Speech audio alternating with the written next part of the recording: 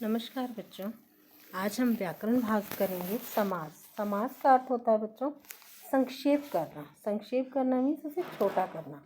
और कैसे शब्दों को छोटा करेंगे?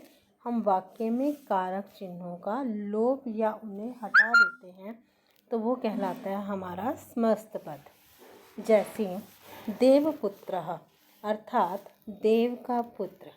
अब हमने समस्त पद में का शब्द है, यहाँ पर कारक साइन का प्रयोग नहीं किया है।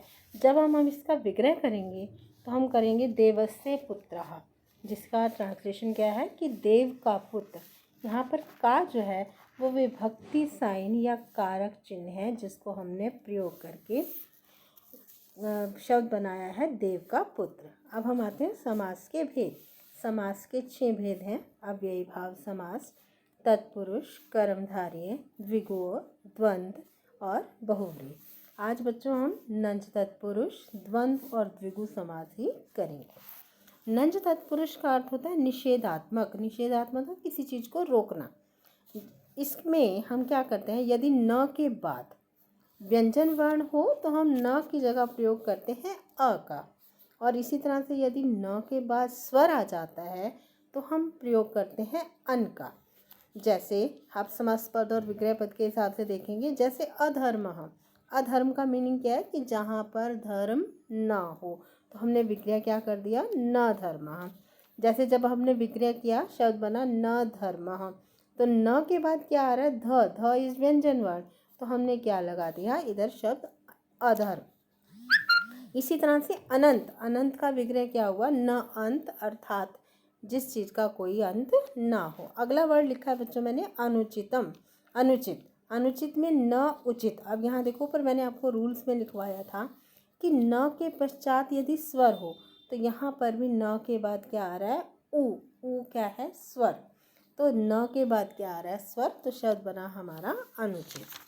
अगला समास हम करेंगे बच्चों द्विगु समास। द्विगु समास में क्या होता है, जो भी पहला शब्द बनेगा वो संख्या होती है। संख्या जैसे एकः द्वौ त्रयः से लेकर जितनी भी संख्या शब्द हैं हमारे पास, तो इसमें पहला शब्द संख्यावाचक होता है, अर्थात हमें संख्या का बोध कराता है। और विग्रह जब हम करेंगे तो विग्रह करते समय षष्ठी विभक्ति का प्रयोग करते हैं। और अंत में हम लगाते हैं इसमें समाहार। समाहार शब्द बताता है समूह को, ग्रुप को। जैसे नवग्रहम, नवग्रह होता है जैसे हमारे 9 प्लैनेट्स हैं। नवग्रह मतलब नवानाम ग्रहाणाम समाहारा। जब हम विग्रह किया हमने 9 ग्रहों का समूह, तो समूह वर्ड बताने के लिए लास्ट में मैंने लगाया समाहार। इसी तरह से पंचपात्रम, तो पंचानाम पात्राणाम समाहारः। पंचानाम पात्राणाम समाहारः यानी कि 5 पात्रों का समूह। अगला शब्द हम कर रहे हैं, समास कर रहे हैं द्वंद्व। द्वंद्व का अर्थ क्या होता है, जोड़ा। जोड़ा मतलब पेयर। इसी तरह से या फिर और क्या वर्ड हो सकता है इसके लिए, समूह, ग्रुप।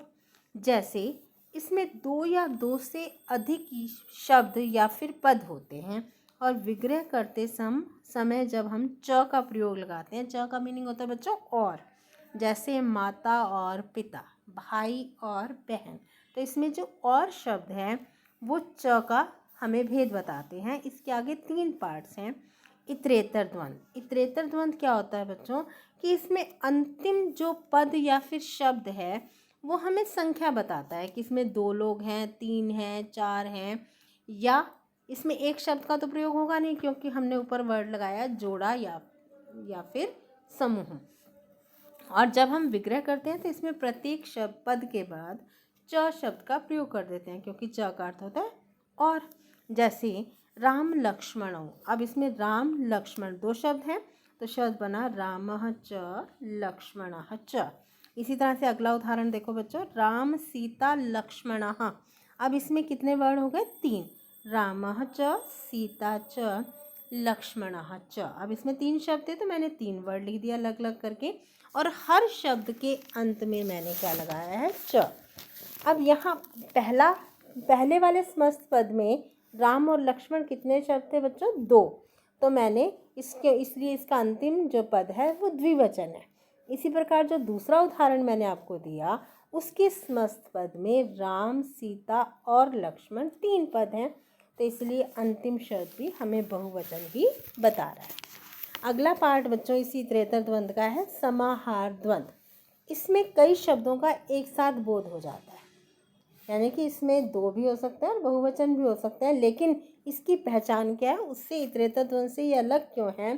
क्योंकि इसमें अंतिम जो पद है वो हमेशा प्रथमा विभक्ति नपुंसक लिंग एक वचन होता है, जैसे फलम, ग्रामम, वनम इत्यादि।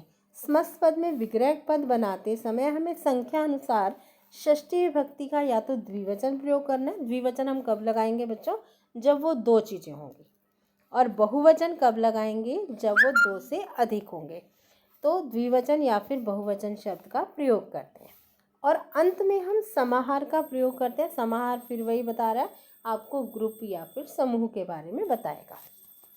अब षष्ठी का मैंने द्विवचन यहाँ आपको बताया, तयो। तयो का अर्थ क्या होता है बेटा? उन दोनों का। इसी का दूसरा एक शब्द है एतयो। आप इन दोनों में से कोई शब्द प्रयोग कर सकते हैं। एतयो का मीनिंग क्या है? इन दोनों का। हम इन दोनों में से कोई भी शब्द प्रयोग कर सकते हैं। जब कितनी चीज़ें होंगी वाक्य में? दो। और अगर जब दो से अधिक हों तो इस क्या शब्द बन जाएगा? जैसे तेषाम। तेषाम का मीनिंग है उन सब का, या फिर एतेषाम। इसी तरह से एतेषाम शब्द का अर्थ है इन सब का। आप इनमें से कोई भी पद का प्रयोग कर सकते हैं। अब इसी का विग्रह पद देखिए, सुख दुखम। मैंने लिखा है सुख दुखम, तो कितने वर्ड हैं बेटा बच्चा इसमें? दो। सुख दुखम। तो हम इसका विग्रह कैसे करेंगे? सुखम च दुखम च तयो। तयो का मतलब क्या हो गया? उन दोनों का। या फिर मैंने स्लैश डाल के लिखा है एतयो मीन्स इन दोनों का। हम कोई भी शब्द प्रयोग करके कर सकते हैं। सुखम च दुखम च, ये बिल्कुल पहले वाले समास के विग्रह जैसा है, क्योंकि इसमें क्या है, हमारा लास्ट शब्द जो था एक वचन का बोध बता रहा था। तो हमें इसमें क्या लगाना है? सुखम च दुखम च तयो या एतयो समाहारः। इसी तरह से अगला उदाहरण है बच्चों हस्तमुखम। तो हस्त कितने होते हैं हमारे पास? हस्त मतलब हाथ। हाथ कितने हैं? दो। और मुखम, मुखम मतलब एक जो हमारा ये मुंह है। तो टोटल चीज़ें कितनी हो गई? तीन। तो इट मीन्स यहाँ बहुवचन शब्द है। तो हमने किया हस्तौ। हस्तौ मतलब दो हाथ, मुखम च और एक मुंह, तेषाम, तेषाम मतलब उन सब का, या फिर एतेषाम मतलब इन सब का। तो शब्द बन गया हमारा हस्तौ च मुखम च तेषाम या फिर एतेषाम समाहारः। अगला शब्द आता है हमारा तीसरा पार्ट द्वंद्व समास से, एक शेष द्वंद्व। एक शेष द्वंद्व, एक शेष द्वंद्व हम कब प्रयोग करते हैं? जब एक ही समस्त शब्द से दो या दो से अधिक शब्दों का हमें बोध होता है। इसमें जो अधिकतर एक शब्द है वो पुल्लिंग और एक शब्द स्त्रीलिंग का बोध कराता है। यानी कि अगर मान लो हमारे पास एक शब्द है तो उसमें अधिकतर वर्ड होते हैं एक पुल्लिंग और एक स्त्रीलिंग। इसमें इतरेतर द्वंद्व की भांति च लगाकर ही विग्रह किया जाता है। जैसे फॉर एग्जाम्पल पितरऊ। पितरऊ का मीनिंग यहाँ पर दो पिता शब्द नहीं है। यहाँ पर पितरऊ का शब्द का मीनिंग है माता और पिता। जब हम एक ही शब्द से उन दोनों को बताते हैं तो शब्द बनता है माता च पिता च। विग्रह बिल्कुल सेम है। हंसऊ, हंसऊ में भी दो हंस यहाँ बोध नहीं हो रहे। हंसऊ में भी हंसः च हंसी च। क्लियर? अब आज हमने ये तीन पार्ट किए हैं समास के। नंज तत्पुरुष जिसमें न का प्रयोग होता है। इसके बाद हमने क्या? द्विगु समास। द्विगु समास में क्या होता है? जिसमें पहला शब्द हमें संख्या बताता है और विग्रह करते समय हम षष्ठी विभक्ति का प्रयोग करते हैं और अंत में हम लगाते हैं समाहार। इसी तरह से अगला पार्ट किया हमने द्वंद्व समास। द्वंद्व समास के तीन पार्ट हैं। इतरेतर द्वंद्व जिसमें अंतिम शब्द संख्या बताता है। फिर है समाहार द्वंद्व जिसमें कि अंतिम शब्द जो है वो प्रथमा विभक्ति नपुंसक लिंग एक वचन का ही प्रयोग होता है। हमें संख्या खुद देखनी है कि वहाँ कितने शब्दों का प्रयोग है। और इसका थर्ड पार्ट था एक शेष द्वंद्व, जहाँ एक ही शब्द से दो या दो से अधिक शब्दों का हमें पता चलता है। आज बेटा इसमें साथ कुछ गृह कार्य में आपके शब्द हैं, इनको आपने विग्रह करना है। इसमें मैंने द्विगु समास के शब्द नहीं दिए हैं। आप द्विगु समास के 5 शब्द अपनी मर्जी से कोई भी कर सकते हैं।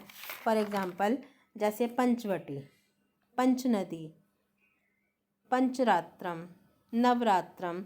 इसी तरह से आप अपनी मर्जी से 5 एग्जाम्पल द्विगु के भी करेंगे। धन्यवाद बच्चों।